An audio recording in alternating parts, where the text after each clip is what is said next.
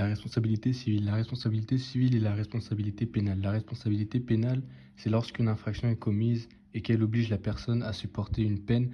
La responsabilité civile, c'est quand on cause un dommage et qu'on doit le dédommager, mais on ne supportera pas de peine pour cela.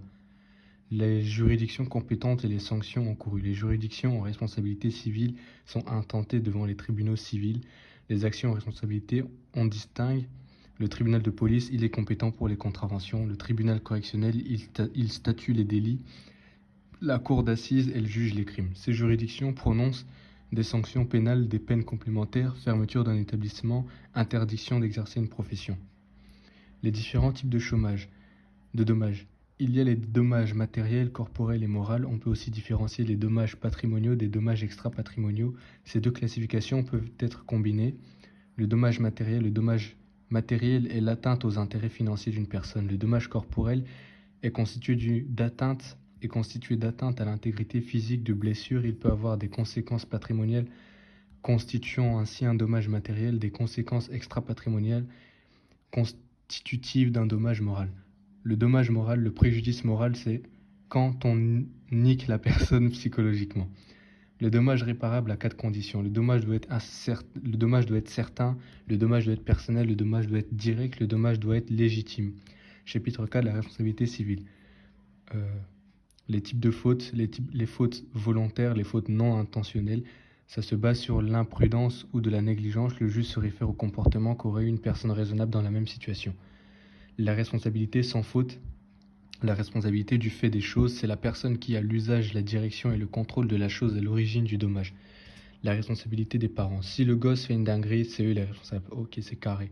La responsabilité de l'employeur. Pour que la responsabilité de l'employeur soit engagée, 3 éléments doivent être réunis. Un lien de subordination entre le salarié, auteur du dommage, et l'employeur, la faute ou le fait personnel du salarié à l'origine du dommage.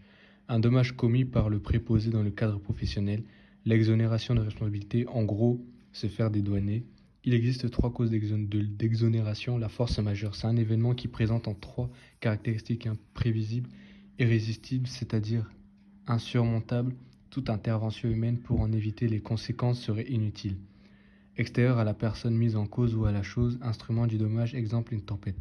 Le fait d'un tiers présentant les caractères suivants, l'imprévisibilité, l'irrésistibilité en l'absence d'influence de l'auteur du dommage sur le tiers, n'importe quoi.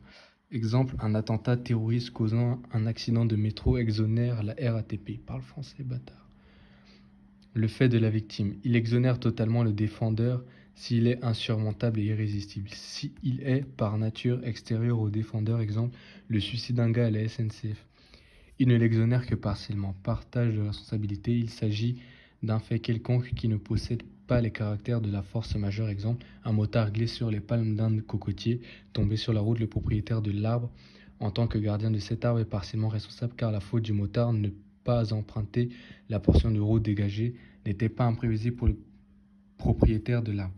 Syllogisme, en gros, on décompose le bail en 3 parties qui sont la majeure, la mineure et la conclusion.